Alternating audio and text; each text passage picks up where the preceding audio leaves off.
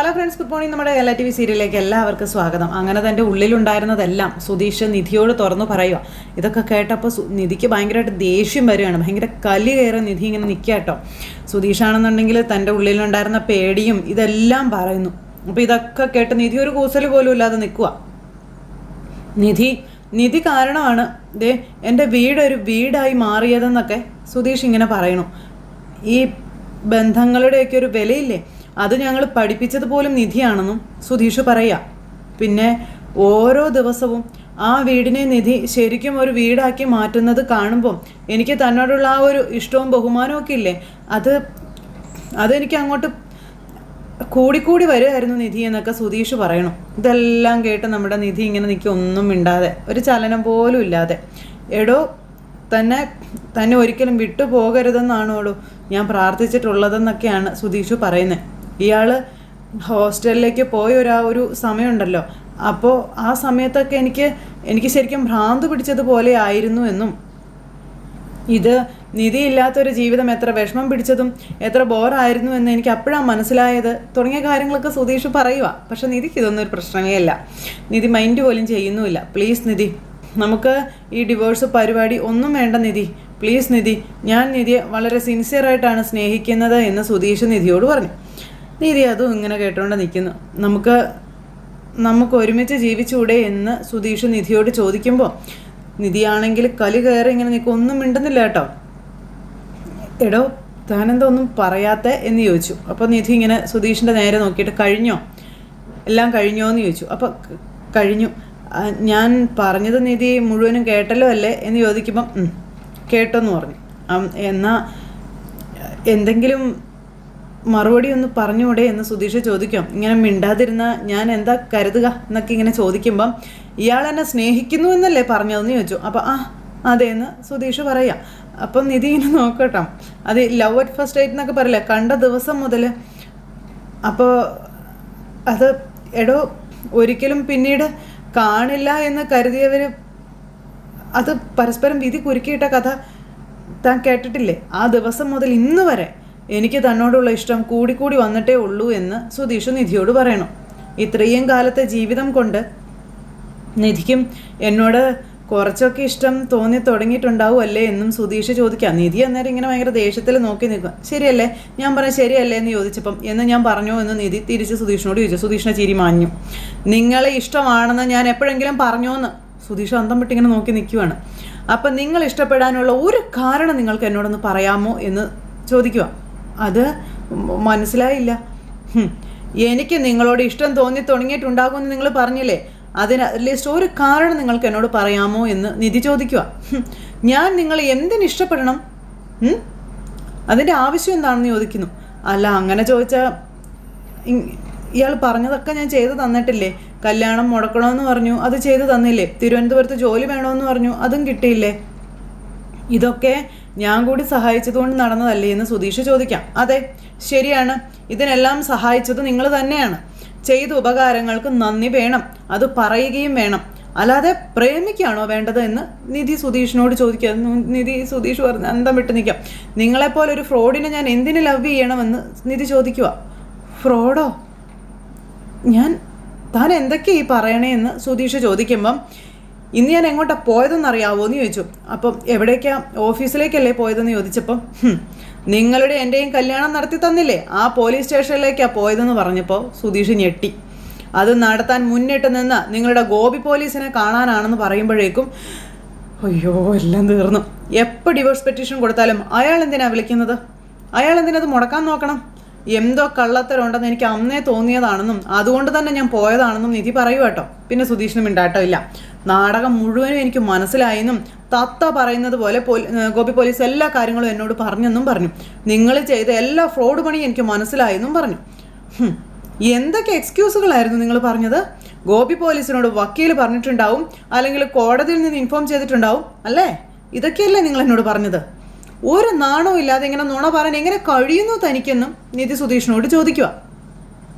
സുധീഷ് ഉരുക്കി തീർന്ന് ഇങ്ങനെ നിൽക്കുവാണ്. ഗോപി പോലീസിനെ പോയി കണ്ടതും ഡിവോഴ്സിൻ്റെ കാര്യം അയാളോട് പറഞ്ഞതും നിങ്ങളല്ലേ എന്ന് ചോദിച്ചു.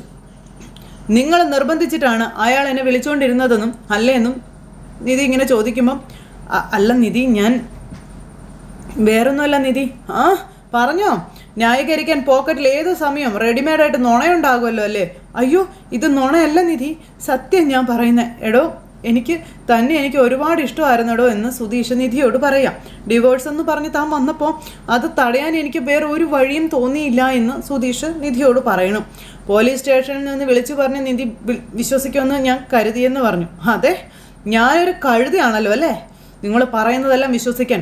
ഡിവോഴ്സിന് അപ്ലൈ ചെയ്താൽ കോടതിയിൽ നിന്ന് പോലീസിനെയൊക്കെ അറിയിച്ച് പോലീസ് നമ്മൾ വിളിച്ച് ചോദിക്കുമ്പോൾ ഇത്രയും വിദ്യാഭ്യാസമുള്ള എന്നെ ഓരോ തവണ നിങ്ങൾ വിശ്വസിപ്പിച്ചല്ലോ അല്ലേ അല്ലേന്ന് ചോദിച്ചു. ഞാൻ വെറൊരു കഴുതയാ എന്നൊക്കെ പറഞ്ഞ് നിധി നിന്ന് സങ്കടപ്പെടുമ്പോൾ നിധി അങ്ങനെയൊന്നും അല്ലാന്ന് പറഞ്ഞു സുധീഷ. പ്ലീസ് വിശദീകരിക്കാൻ എൻ്റെ മുന്നിൽ നിൽക്കരുത്. അത് കേട്ടാലേ എനിക്ക് കലി വരും. എനിക്ക് എന്നെ നിയന്ത്രിക്കാൻ പറ്റിയൊന്നും വരില്ല. അല്ല, ആധാർ കാർഡ് നമ്മുടെ കല്യാണം കഴിഞ്ഞു എന്നങ്ങനെ ചോദിച്ചില്ലേ? അപ്പം നിങ്ങളെന്താ എന്നോട് പറഞ്ഞേ? അത് പോലീസുകാരെങ്ങനെയെങ്കിലും സംഘടിപ്പിച്ചതായിരിക്കുമെന്ന് അല്ലേ? അങ്ങനെ എല്ലാ കാര്യങ്ങളും നമ്മുടെ നിധി സുധീഷിനോട് ചോദിക്കുമ്പോൾ സുധീഷ് നിൽക്കുക. എൻ്റെ ആധാർ കാർഡ് പോലീസിന് കൊടുത്തത് നിങ്ങളാണെന്നും പിന്നെ എന്നാൽ ഒരു പ്രൂഫും കൊടുക്കാതെ കല്യാണം നടത്തിയെന്ന് നിങ്ങൾ എന്നെ പറഞ്ഞു പറ്റിച്ചില്ലേ എന്ന് ചോദിച്ചു. ഇതെല്ലാം വിശ്വസിച്ച് ഞാൻ വെറും കഴുതാന്നും പറഞ്ഞ് നിൽക്കാം. ഇപ്പം എനിക്ക് മനസ്സിലാകുന്നുണ്ട് അപ്പോൾ എല്ലാം ഒരു നാടകമായിരുന്നു എന്ന്. എന്നെ വിവാഹം കഴിക്കണം എന്നുള്ള ഉദ്ദേശത്തോടു കൂടി തന്നെയാണ് പോലീസ് സ്റ്റേഷനിൽ കൂട്ടിക്കൊണ്ട് പോയത് എന്നൊക്കെ പറഞ്ഞ് നിധി എല്ലാ കാര്യങ്ങളും സുധീഷിനോട് പറയുക. എല്ലാം നിങ്ങൾ പ്ലാൻ ചെയ്തൊരു നാടകമാണെന്ന്. ആ ഒരൊറ്റ ഉദ്ദേശത്തോടെയാണ് നിങ്ങൾ തക്കലയ്ക്ക് വന്നതും പ്ലാൻ ചെയ്ത് കരുക്കൾ നീക്കി കല്യാണത്തിൽ എന്നെ കൊണ്ടുവന്ന് ചാടിച്ചതും എന്നൊക്കെ പറയുമ്പോൾ അയ്യോ സത്യമായിട്ടും അങ്ങനെയൊന്നും അല്ല എന്ന് സുധീഷ് പറയുമ്പം സത്യം എന്നൊരു വാക്കിന് നിങ്ങൾ വേണ്ടി പോകരുത്, അതിനുള്ള യോഗ്യത നിങ്ങളുടെ നാവിനില്ല എന്ന് നിധി പറയണം. നിധി താൻ ഇങ്ങനെയൊക്കെ പറയാൻ ഞാൻ എന്ത് ചെയ്യാനാ? എങ്ങനെയോ കണ്ടുമുട്ടി ഇയാളുടെ കല്യാണം നടക്കാതിരിക്കാൻ ഞാനെങ്ങനെ മനസ്സിലാക്കാനാണെന്ന് നിധിയോട് സുധീഷ് ചോദിച്ചു. ഞാനായിട്ട് ഇയാളുടെ വീട്ടിൽ വന്നതാണ്, അല്ലല്ലോ ഡ്രൈവറായിട്ട് വരണമെന്ന് ഇയാളുടെ അച്ഛനല്ലേ ആവശ്യപ്പെട്ടതെന്ന് ചോദിച്ചു. രജിസ്ട്രേഷൻ മുടക്കണമെന്ന് ഞാനാണ് ആവശ്യപ്പെട്ടത്, അത് നിധി തന്നെയല്ലേ ആവശ്യപ്പെട്ടതെന്ന് ചോദിച്ചുകൊണ്ട് സുധീഷ് അങ്ങോട്ട് ചോദിച്ചു. പക്ഷെ അതൊന്നും നിധി ഉൾക്കൊള്ളുന്നില്ല, നിധി കേൾക്കാൻ തയ്യാറാകുന്നില്ല. തൻ്റെ ഭാഗത്ത് സംഭവിച്ച തെറ്റുകൾ സുധീഷ് പറയണു. താൻ ചെയ്യാത്ത തെറ്റുകൾ താൻ ചെയ്തിട്ടില്ലെന്ന് തന്നെ സുധീഷ് നിധിയോട് പറയുന്നു. പിന്നെ എല്ലാ തെറ്റുകളും എന്തിനാ എൻ്റെ തലയിൽ വെച്ച് കെട്ടുന്നതെന്ന് സുധീഷ് നിധിയോട് ചോദിക്കണം. കരഞ്ഞുകൊണ്ടാണ് സുധീഷ് ഇതൊക്കെ പറയുന്നത്. എടോ, ഇയാൾക്ക് ഇഷ്ടപ്പെട്ട ജീവിതം ജീവിക്കാൻ വേണ്ടിയിട്ടാണ് ഞാൻ ഈ റിസ്ക് ഒക്കെ എടുത്ത് കൂടെ കൊണ്ടുവന്നതെന്ന് സുധീഷ് നിധിയോട് പറയുക. അപ്പോൾ എനിക്ക് ഇയാൾ ഇഷ്ടം ആയിരുന്നു എന്നുള്ളത് ശരി തന്നെയാണ്, പക്ഷേ ഞാൻ മനസ്സിൽ പോലും വിചാരിച്ചിട്ടില്ല ഇങ്ങനെ കല്യാണം നടത്തണമെന്നുള്ളതൊന്നും എൻ്റെ മനസ്സിലില്ലായിരുന്നു എന്നും സുധീഷ് നിധിയോട് പറയുക കേട്ടോ. ശരി, പോലീസ് സ്റ്റേഷനിൽ എത്തുന്നത് വരെ ഒരു പ്ലാനിങ്ങും ഉണ്ടായിരുന്നില്ല, അതൊക്കെ ഞാൻ സമ്മതിക്കുന്നു. പക്ഷേ കല്യാണം നടന്നത് അങ്ങനെ ആയിരുന്നോ എന്ന് നിധി ചോദിക്കുക. എങ്ങനെയാണ് നമ്മുടെ കല്യാണം നടന്നത്? തൻ്റെ സ്വാർത്ഥത കൊണ്ടല്ലേ നമ്മുടെ കല്യാണം നടന്നത് ചോദിക്കാം. ഇതുപോലെ സ്വാർത്ഥത വെച്ച് ഒരു മനുഷ്യർക്കും ഈ ലോകത്ത് പെരുമാറാൻ പറ്റത്തില്ല എന്നും താനങ്ങനെ ചെയ്തു, അത്രയ്ക്ക് ദുഷ്ടനും ചതിയനുമാണ് താനെന്നും നിധി സുധീഷിനോട് പറയൂ കേട്ടോ. നിങ്ങൾ വായെടുത്ത വെറും നുണ പറയുന്നവനാണെന്ന് മാത്രം മനസ്സിലാക്കിയിട്ട് ഞാനത് കാര്യമാക്കിയില്ല. എന്താ കാര്യം എന്നറിയാം? അതൊന്നും എൻ്റെ ജീവിതത്തെ ബാധിക്കുന്ന ഒന്നായിരുന്നില്ല, പക്ഷേ അത് അങ്ങനെയല്ല. എൻ്റെ ആധാർ കാർഡിൻ്റെ ഫോട്ടോ ഫോണിലിരിക്കുമ്പോഴാണ് നിങ്ങൾ എന്നെ കഷ്ടപ്പെടുത്തിയതെന്നും എത്രയോ സ്ഥലങ്ങളിൽ ഞാൻ കയറി ഇറങ്ങിയെന്ന് ചോദിക്കുക. അപ്പോഴൊക്കെ അതൊക്കെ നിങ്ങളുടെ കയ്യിൽ തന്നെ ഉണ്ടായിരുന്നില്ലേ എന്ന് സുധീഷിനോട് നിധി ചോദിക്കുക കേട്ടോ. സുധീഷ് നിധി എന്നും പറഞ്ഞ് വിളിക്കുമ്പം അപ്പം എന്നെ മനഃപൂർവ്വം പറ്റിക്കുകയും വഞ്ചിക്കായിരുന്നില്ലേ നിങ്ങളെന്ന് ചോദിച്ചു.